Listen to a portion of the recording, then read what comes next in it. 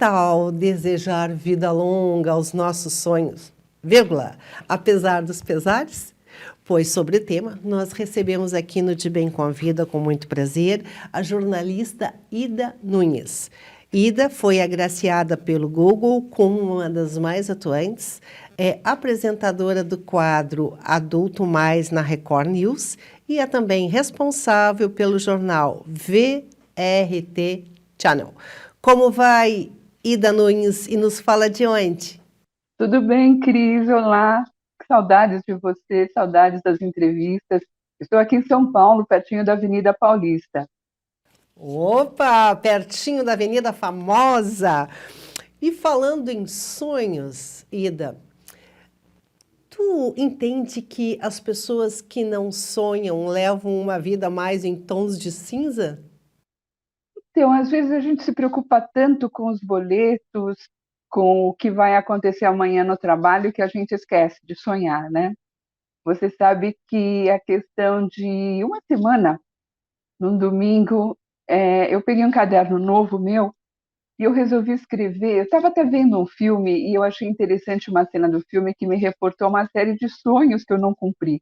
E daí eu peguei o meu caderno e comecei a escrever o que eu não fiz ainda, que eu gostaria de fazer, né? E assim, eu comecei a rir sozinha, porque eu me lembro que quando eu tinha meus 13, 14 anos, eu tinha colegas mais velhas que já namoravam e iam na lanchonete comer x-salada. X-salada estava chegando no Brasil, né? Nossa, eu tinha um sonho de, sabe, será que eu vou ter cabelo comprido e eu vou poder ir na lanchonete e comer x-salada com um namorado, né? Eu acabei não fazendo isso, né? Não deu certo. Mas na hora que eu abri o caderno e comecei a escrever, me lembrei disso. Eu falei, gente, eu posso fazer isso, né? Eu posso ter um namorado e ir numa lanchonete comer x-salada, né? Assim, seria uma realização de um sonho. Eu me sentiria uma adolescente de 14, 15 anos, né?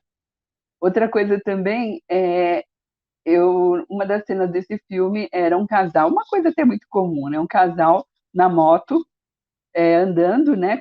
Batendo vento e a personagem, a atriz, estava abraçada, né? Estava segurando o motoqueiro pela barriga, né? Eu falei, gente, que coisa gostosa.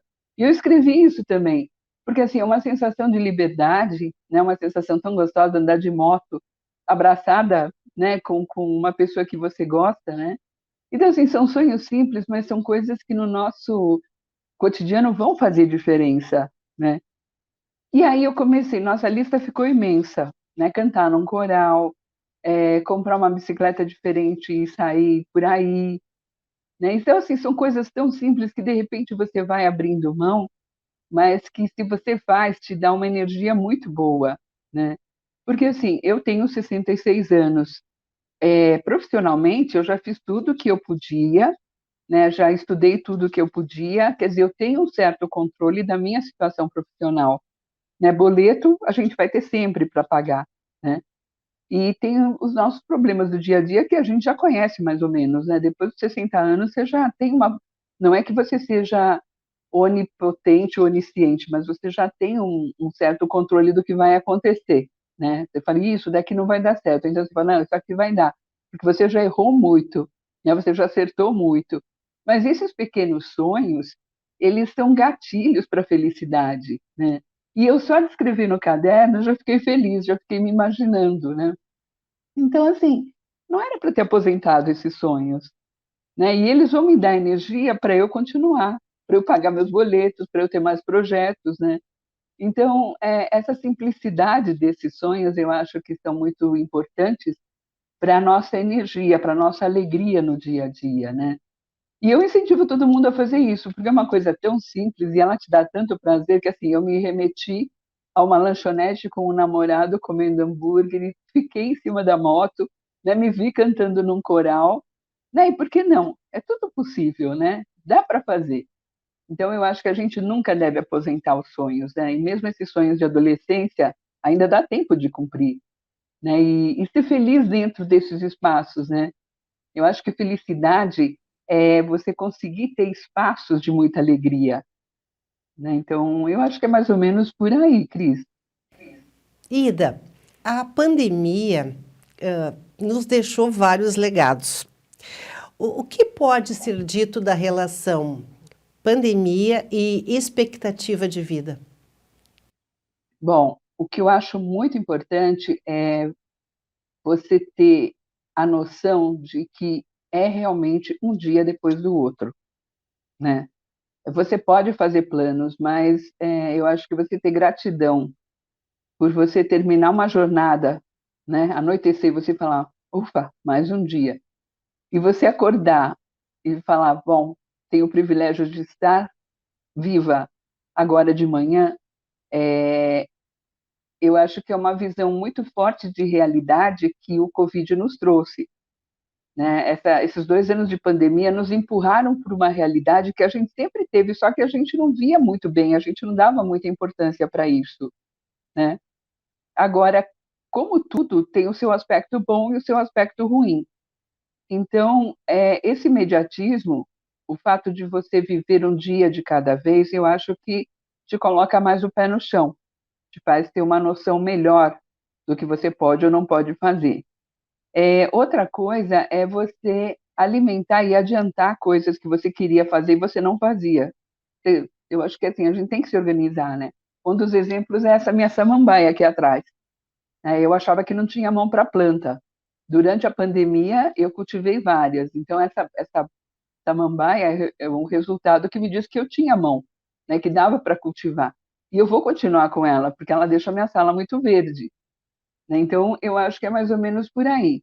É, a pandemia trouxe muitos problemas. Eu tenho várias pessoas que ficaram deprimidas, tem pessoas que estão deprimidas e não percebem. Então, eu acho que a gente tem que se fortalecer pensando nas coisas boas. Por exemplo, se nós estamos aqui é porque nós sobrevivemos, né? E assim, não teve uma escolha, esse é bom, vai ficar vivo, esse é mal, vai morrer. Não foi assim, né? O Covid não foi seletivo, mas a gente prestou mais atenção na nossa vida, na nossa qualidade de vida, no querer continuar. E ver que as coisas são efêmeras também, né? Por mais que a gente queira, um dia a gente vai morrer de Covid ou não. Então, melhor aproveitar cada momento, melhor dar um jeito de fazer aquilo que você sempre quis fazer e não conseguiu, né? Eu acho que a gente tem que ver essa pandemia e tudo isso que aconteceu de um lado positivo, porque é estressante, né? Uma peste, uma doença é uma coisa muito estressante, mas a gente não pode ficar focado nisso, né? A gente tem que continuar e principalmente a gente tem que ver como sobreviver, né? Porque não são os fortes que sobrevivem, são os inteligentes. Então, a gente procurar ser mais inteligente para ver essas portas que se abriram, né? Prestar essa atenção, né? Ver o que se abriu e estar atento a isso e vamos embora, né? Vida que segue. Ida, que conselho tu daria para as pessoas da geração 50 mais para resgatarem e apostarem que os sonhos, sim, podem ser possíveis? Olha, as prioridades vão mudando, né? Os nossos sonhos também. Então, hoje, por exemplo, eu acho que a coisa mais importante que uma pessoa 50 a mais pode ter é mobilidade. É ela conseguir se mexer sozinha, ela conseguir ir a lugares, ela conseguir ter energia até o final do dia, ela conseguir se concentrar para trabalhar. Então, eu aconselho que todo mundo se exercite, né? Que se alimente bem, que abra mão de hábitos ruins. Perdão. Um hábito ruim é comer doce à toa que a gente começa de criança e não consegue parar mais. Está na hora de parar para ter mais qualidade, né? É, é um, a nossa velhice ela é muito saudável, né? Nós somos pioneiros nesse mundo, né? Chegamos a essa idade com alta qualidade de vida. Então vamos conservar isso, vamos procurar ter cada vez mais qualidade, mobilidade e estar atentos ao que acontece, procurar momentos de felicidade em tudo que vem na vida, porque dá para fazer isso, né? Isso só vai fazer bem para a gente. Perfeito, Ida. Sempre um prazer imenso te receber aqui no De Bem com a Vida. Obrigado pela entrevista.